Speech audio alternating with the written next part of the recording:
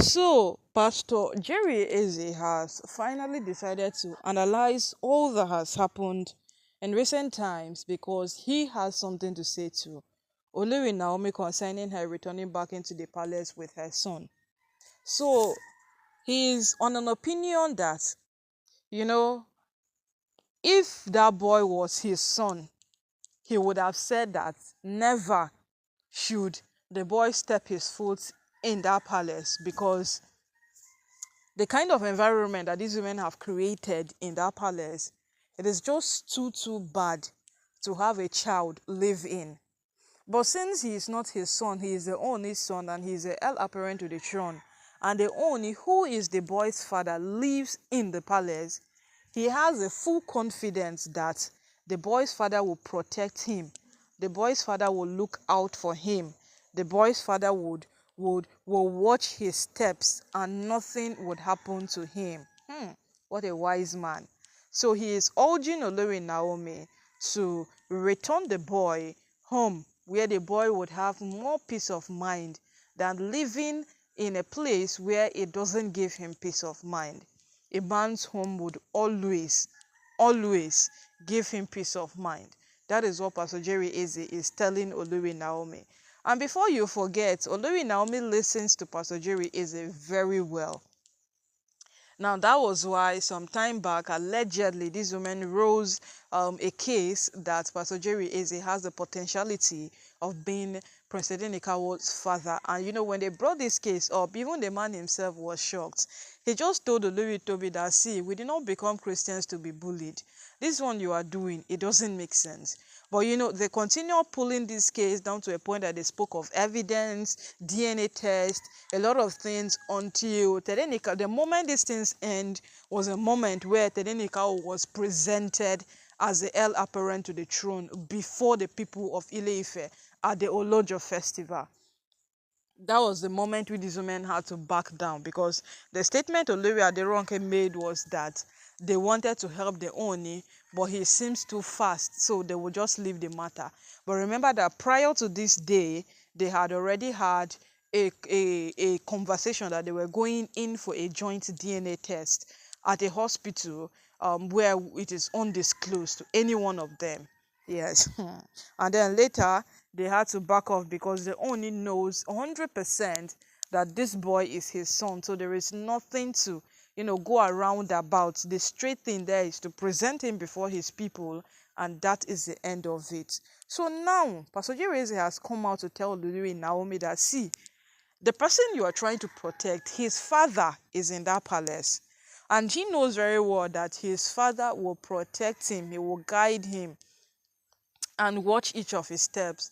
So for you to become that person that will say that no, I don't want to take this boy back to the palace because it is toxic. Become the one who would believe your husband that he would watch over your boy.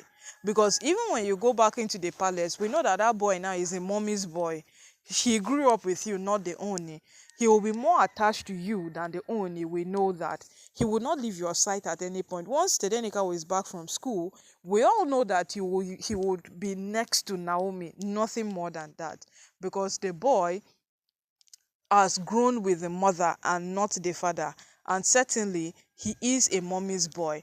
So, Pastor Jerry is actually elaborating a lot of things that make sense. Yes, he is weighing a lot of things that make sense. Yes, Olori Naomi can actually watch over his son in the palace. If anything is happening that seems too chaotic, or any single thing that is happening that seems like, then Enikawo doesn't have to see this thing. It's just to take him away at that moment, let him not see whatsoever it is.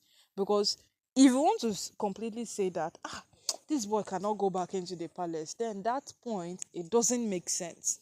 Yes, and Pastor Jerry is who apparently appears to be her mentor and she listens to very well, has also come out to tell her the same thing, that take the boy back home. Yes, take him back home. And it is now left for us to hear from Naomi herself because you see these things, she holds the final say. She carried the boy in her womb for 9 months. That was why when she was leaving, she has to live with the boy because it is her son. Yes, it is her son, it is her only son. But let's say she has a bond that oversees everything, every single thing. So even when she took the boy while she was leaving, everybody could accept with her that okay, it is your right, you have to go watch over him, you have to do this, you have to do that, and all of those things. But as we speak right now, my people, it is necessary that Olori Naomi returns back home with this boy, because this boy ought to learn a lot of things that are related to tradition. This boy ought to learn a million things that have to do with his people. And well, today people might not see it important, but the day will come that if Tedenekawo doesn't know the ways of his people, it will be a very difficult thing for him. Yeah, so Naomi knows that. Yeah, she knows the moment she agreed that yes, I was going to come back into the palace, she knows that it had to do with her son coming back to learn a lot of things that are very, very important to his existence. Because right now that boy is not just a mere human being that people look at. There is a lot to him that supersede just the Prince Tedeneka, what they call him. That moment he was presented at the Olojo festival, a lot about the boy changed. Yes, so much about him changed.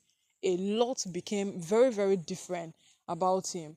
And right now, as all of us gather to see this matter, well, we'll wait and see if Olori Naomi would listen to Pastor Jerry Eze, because right now it is indeed something to hold on to, because the old Pastor Jerry Eze have reached out and spoken to Olori Naomi, whom we know very well that she listens to. Yes, she listens to him. So we'll wait and see what will be her response. But we know very, very well how this thing is going to end. In one way or the other, we know how it is going to end, because the man whom Naomi listens to have spoken, who is a spiritual overseer over her life, have spoken.